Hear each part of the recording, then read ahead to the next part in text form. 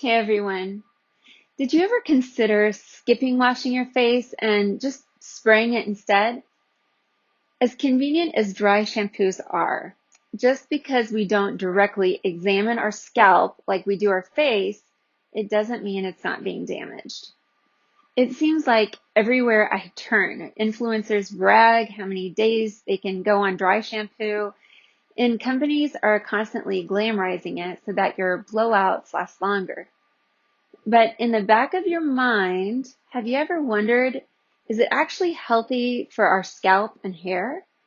And why does no one ever talk about this subject? The beauty industry to me is kind of like the wild, wild west because it's not so controlled. And so we really need to take careful consideration of what products we use. Dry shampoos are commonly composed of a carrier agent containing an active powder, which is usually a starch.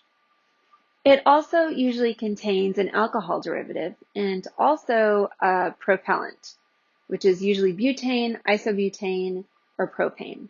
And these are very flammable. There are also many other ingredients and heavy fragrances. Another common ingredient is talc. Our scalp produces sebum, which is dependent on each individual and makes the hair appear greasy, clumpy, and less fluffy when it accumulates. Together with pollutants and styling products, it's important to cleanse your scalp. So dry shampoo doesn't really cleanse your scalp or hair like a shampoo will. The sprinkled on starch and alcohol just absorbs the oil, making it look less noticeable. However, there are a few things that can happen because of the overuse of it. Number one, the buildup of product, sebum, and pollutants on your scalp can clog your hair follicles, leading to folliculitis, which is a bacterial or fungal infection in the hair follicle. This can potentially lead to hair loss.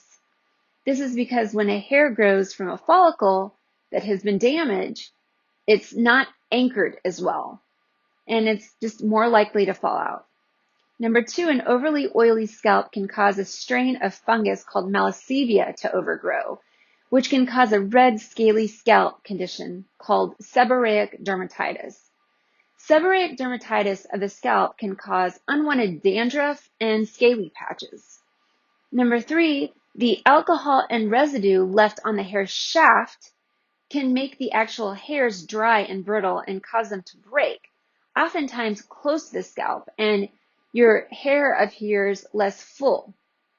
Number four, dermatitis or inflammation of your scalp can occur because of the heavy fragrances. And number five, the talc that could be present may lead to respiratory issues, and the heavy fragrances can cause allergies or sensitivities. For most people, occasional use may not be a big problem, but the bottom line is I personally would not use it too frequently. In addition, there are a lot of myths about how to close your hair. Baking soda or apple cider vinegar, which are really popular ones right now, or even using no shampoo and just conditioner. I would take caution from these practices because they can also cause damage. Washing your hair with a basic shampoo, which contains a detergent to remove oil and dirt, and a good conditioner is the best way to keep your hair and your scalp clean and healthy. Personally, for me, I always prefer just to wash my hair. And even if you don't have time to dry it, put in a little braid or a bun. And if you have short hair, put a little cute headband. But for me, I'm going to stay away from dry shampoos. In the long run, it's just not worth it. I hope you're having a great week. See you soon.